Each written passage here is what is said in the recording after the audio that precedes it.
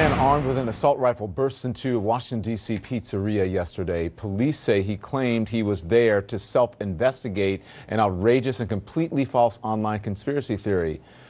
An imagined pedophilia ring supposedly being run out of the pizzeria that somehow involved Democrats, including Hillary Clinton.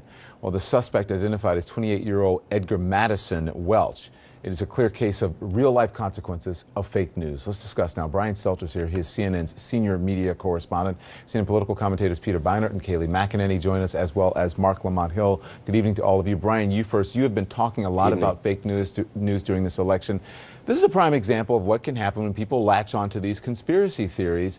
Is there a way, do you think, to keep this fake news from circulating and inspiring these extremist views? This is the question I dread. Not always extremist. This is the hard question. This is the question that doesn't have a satisfying answer right now. There are lots of things individuals can do. There are some things Facebook and Twitter and Google can do. Some things that newsrooms can do. You know, Don, I didn't take Pizzagate seriously when it started to come out in early November, because I thought it was so ludicrous, so disgusting. People trying to link Clinton, these Clinton haters trying to link her to a pedophilia ring. I just dismissed it. Well, maybe I shouldn't have. You know, maybe we should have taken it more seriously, tried to debunk it more clearly early on. Thankfully, the Washington Post, BuzzFeed, others did do that, did good work on that in November. But, you know, there are steps we can take, but there's no satisfying answers to this very systemic problem. But that's hard, because then you give life to it. Then you give credence to it when you report it legitimately. But the interesting thing, I said extremist views. During the campaign, there were some very rational people who I thought before, and they started believing these things that were, Mark, I mean, don't you agree? And I was like, you can't possibly believe that, and they did. Right. The amazing thing is how committed people can be to holding on to a position despite all evidence to the contrary. If you have a belief in something, or if you want to believe something to be true, you can debunk the story, you can challenge the story, you can give as much life to the story as you want. There will be people who will still tweet the story, believe the story, share the story, and argue the story down. That's what's so scary. This moment, this Trump moment, is kind of a post-fact moment. We don't care what the facts are. We want to believe what we want to believe regardless of what the facts say, and that's very, very dangerous. And that's not just true on the right either. There are lots of liberals who want to believe lies as well. So I just want to point out, although there's a lot of talk about this on the right now, it is a bipartisan problem, as Matt Lewis said earlier. Peter, you look flummoxed. Right. It is a bipartisan problem, and yet we have now the specter of Trump's potential national security advisor being someone who actually sent out a tweet sent out a tweet of a story suggesting that Hillary Clinton was involved in sex crimes with children, and his son, who is now part of the transition, has been repeatedly sending out these tweets. So last I checked, there was no national security advisor in the Obama administration who was sending out those kind of tweets. So yes, both sides have problems, but right now we are in a really unprecedented situation where not only are these conspiracy theories, but you have Donald Trump's national security advisor and his national security advisor's son who are actually propagating them. Yeah, before, Kayleigh, here's what I want to ask you about it, because he's talking about Mike Flynn's son, Trump's pick for national security advisor. Here's what he tweeted. He said, until Pizzagate proven to be false, it'll remain a story. The left seems to forget the hashtag Podesta emails and the many other coincidences tied to it. Go on, what do you make of this? Michael Flynn's son should not have sent out that tweet, and given this story, which has no legitimacy, any sort of legs or legitimacy, the pizzeria definitely has what I would see as a libel suit on their hands. That being said, I appreciate the Washington Post for once pointing out nuance. They pointed out the fact that Michael Flynn, the elder, actually was referring to something entirely different than Pizzagate. He was asking questions related to a man named Jeffrey Epstein, and there were some questions there about Bill Clinton taking some flights with this guy who had been a pedophile. Whether he should have gone down that road is an open question, but good for the Washington Post to point out that there is a difference, that Mike Flynn, the national security advisor, was not promoting Pizzagate. It was his son. His son should not have done it, but I do think that that's an important distinction. But he also, General Flynn has also promoted conspiracy theories in the past. Last month, here's what he tweeted. He said, you decide NYPD blows whistle on new Hillary emails, money laundering, sex crimes with children, etc. Must read. So he wasn't, according to the Washington Post and it wasn't this particular one, but he is still national security advisor, at least to be the national security advisor, and he is still promoting,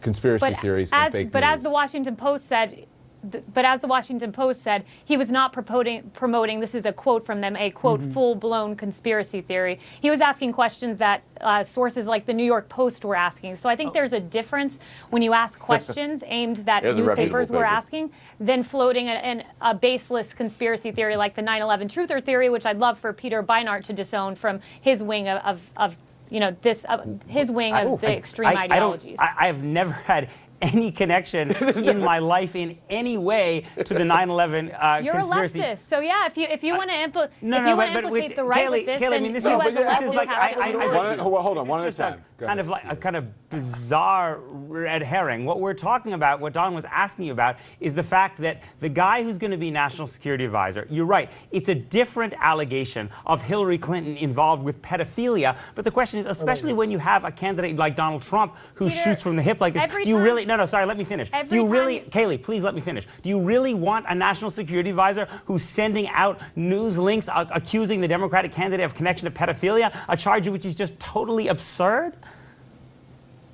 Peter Beinart, every time you're confronted with a very difficult question, you call it a bizarre red herring. It was. I have no connection to 9/11 conspiracy theories in my life. So you have to, as a mainstream leftist, you have to confront. As a mainstream leftist, you have to confront the extremists on your side, in your party. And those are 9/11 truthers. Those are people like Michael Moore, who ask completely bizarre things. So if you want to have me talk about the extremists in my party, you must talk about the extremists. Michael Moore is not a senior advisor and is going to be a part of any campaign or administration. Go ahead, Mark. He's a prominent leftist. He's a prominent leftist. Okay, yeah, but the conversation here isn't whether or not prominent leftists have opinions that we may disagree with, and I wouldn't necessarily put Michael Moore in the box that you just did. But beyond that, again, this is a question of whether senior level advisors in a presidential administration, the National Security have Advisor, views.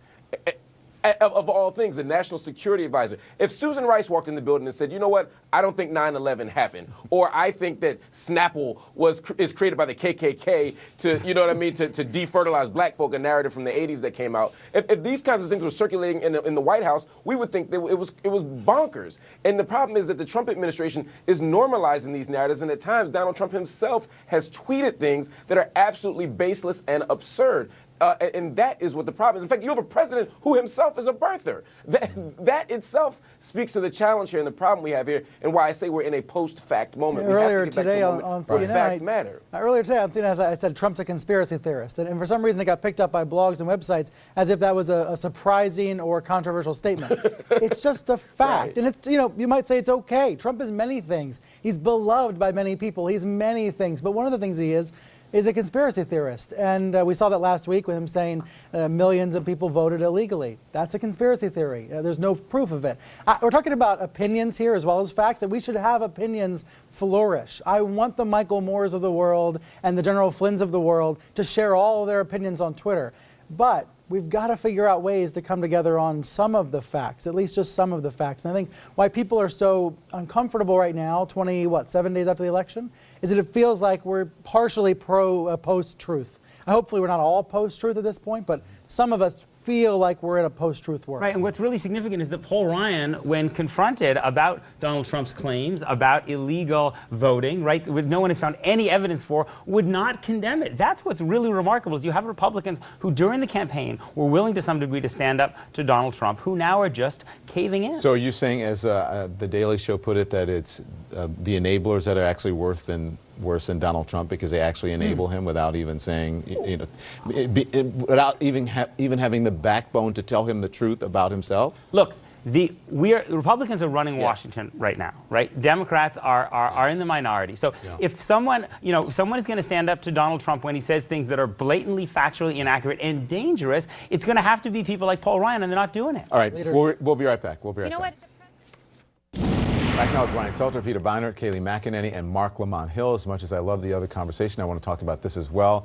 Let's talk about Trump's pick for Secretary of Housing and Urban Development. It's Ben Carson. He is a neurosurgeon, and many say that on paper he lacks significant experience in housing and urban development. What do you think? Good move, Peter? I think he means well. The question is, what are his qualifications, as you said? I mean, his own close advisor, Armstrong Williams, just said a couple of days earlier that he didn't think that Carson would take the job because he doesn't have any experience running any kind of government agency like this, and he hasn't really shown any expertise in housing and urban development policy. I would love to be surprised, but I think the question is, what on earth, besides the fact that he grew up poor and in an inner city, what on earth qualifies him for this job? Let's put up the tweet that you're talking about, or put up what he said. No, I'm sorry, it's what he said. He said he's never run, this is Armstrong Williams, who's a close advisor to Ben Carson. He's never run an agency, and it's a lot to ask. He is a neophyte, and that's not his strength. The last thing he would want to do was take a position that could cripple the presidency. So how do you respond to that, Kaylee? I think he's extremely qualified. Not only does, as Peter pointed out, he has a passion for this because he grew up in poverty and worked his way out of it. Not only that, but I mean, this is a world-class neurosurgeon who Harvard Center of Leadership gave him a leadership award for being one of the greatest leaders in his field. He sat on the board of companies like Kellogg.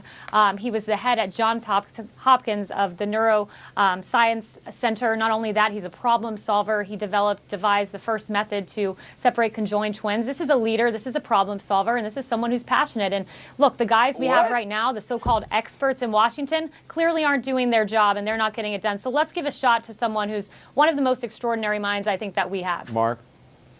Wait a minute. So, and I love you, Kayla. I'm just baffled by this. First of all, you trotted out you said he's extremely qualified, and then you explained all the ways that he's a really talented neurosurgeon. Being a neurosurgeon doesn't make you qualified to be the head of HUD. No part of that does. He's a leader. Yes, he's a great leader. But wouldn't he be more qualified, Mark? Wouldn't he be more qualified to be the head of Health and Human Services as a neurosurgeon than he would be to Housing and Urban Development? Absolutely. Absolutely. Leadership skills are not transferable. You know what I mean? Like Ghostface Killer's the leader of Wu-Tang Clan, right? LeBron James the leader of Cleveland Cavaliers. It doesn't mean they should be the leader of housing and urban development. He himself said, I don't know how to run an office. I don't know how to run a bureau. I don't know how to handle bureaucracy. I don't have any experience in government. So if he says that himself, why do you choose him to be the leader of one of the most significant departments in America? And I think his own comments against the job is notable. I do think leadership skills are transferable, exactly. though. That part I would disagree with. Some are. No, some are, some are not. Coming out of poverty doesn't make you qualified. Coming out of public housing doesn't make you qualified to run public housing. I mean, by that logic, half of Black America should be the head of HUD. It doesn't But make Mark, sense. the leaders, we can do better than this. Mark, the leaders and the experts that you extol, though, are the ones who gave us the subprime housing crisis, one of the greatest foreclosure crises we've seen in this country's history. These are the so-called experts that you extol and you want to be there. Let's give Ben Carson a chance. This is such a dangerous logic. Well, those experts are talking. Go ahead, I'm sorry. This is the logic that I find so baffling. It's like, yes, people in government who actually have experience may have made really big mistakes, right? Just like people who know how to fly airplanes sometimes screw up and get it wrong, right? It's not an argument for taking people who have never flown an airplane and putting them in the cockpit, right? The fact that experts make mistakes is not an argument for putting people with no experience in these jobs. Right. The Democratic Ben Carson's just the guy that was on a plane before. You know what I mean? Like what? Nancy Pelosi calls Carson a disconcerting and disturbingly unqualified choice. What do you say to that, Brian? Are you okay? You all right, Brian? All right, go ahead, Mark. What do you make of that? She's absolutely right. Everything else I said tonight aside, there's another fundamental challenge here is that Ben Carson has made his bones as a Republican speaker by talking about how he doesn't believe that government should be supporting people in the very ways that HUD is designed to do so. It's hard for him to lead urban development. It's hard for him to support public housing. It's hard for him to push forward this idea of integration of public housing if he doesn't fundamentally believe that the government should have that relationship to its citizens. So to me, it's just a backwards role for him in any sense. He's just not the right fit for this. There are so many better people. And I agree with Peter. You don't, go ahead, I'm sorry. Let's hope it's not a joke, actually, because it's an important job. Mark, you're on fire tonight. Sorry about that. Anyway, thank you all. Appreciate it. That's it for us tonight. Thanks for watching. I'll see you right back here tomorrow.